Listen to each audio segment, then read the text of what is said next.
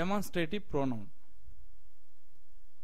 ஆக்சுவலா சுட்டி காட்டுறதுக்காக நாம யூஸ் பண்ற ப்ரோனவுன்ஸ் எல்லாத்தையுமே டெமான்ஸ்ட்ரேட்டிவ் ப்ரோனவுன்ஸ் அப்படின்னு சொல்லுவோம். டெமான்ஸ்ட்ரேட்டிவ் ப்ரோனவுன்ஸ்ல ஃபர்ஸ்ட் என்ன அப்படின்னா திஸ்னா என்ன அப்படின்னா அருகில் இருந்து சுட்டி காட்டப்படும் ஒரு பொருள் அல்லது மனிதன் அல்லது வேற என்னவா வேணா இருக்கலாம். இப்போ this is Saravanan, this is table, this cat runs fast, this is Saravanan அப்படின்னா இது சரவணன்.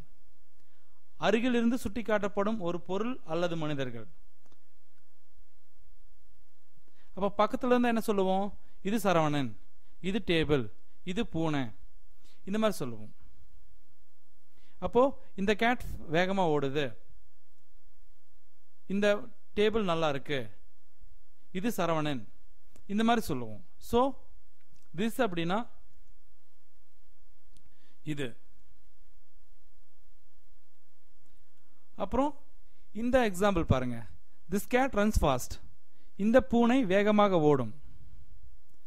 அப்போ இந்த இடத்துல இது பூனை வேகமாக ஓடும் சொல்ல மாட்டோம், இந்த பூனை வேகமாக ஓடும். சோ திஸ்னா இது அப்படிங்கிற மீனிங்கும் இருக்கு, திஸ்னா இந்த அப்படிங்கிற மீனிங்கும் இருக்கு. சோ ரெண்டு மீனிங்குமே இருக்கு.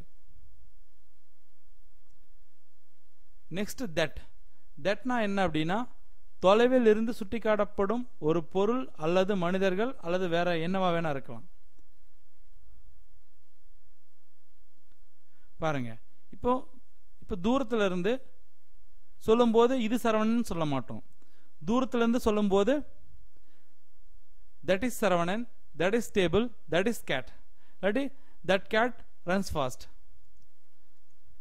so அது அந்த that cat runs fast ன்னு சொல்லும்போது அது பூனை வேகமாக ஓடுகிறதுன்னு சொல்ல மாட்டோம், அந்த பூனை வேகமாக ஓடுகிறதுன்னு தான் சொல்லுவோம்.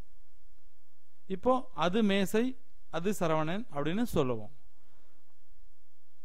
சோ தட்டுக்கு என்னென்ன மீனிங்ஸ் இருக்குன்னு பாத்தீங்கன்னா இது, இந்த, அது, அந்த, இந்த 4 மீனிங்ஸும் இருக்கு.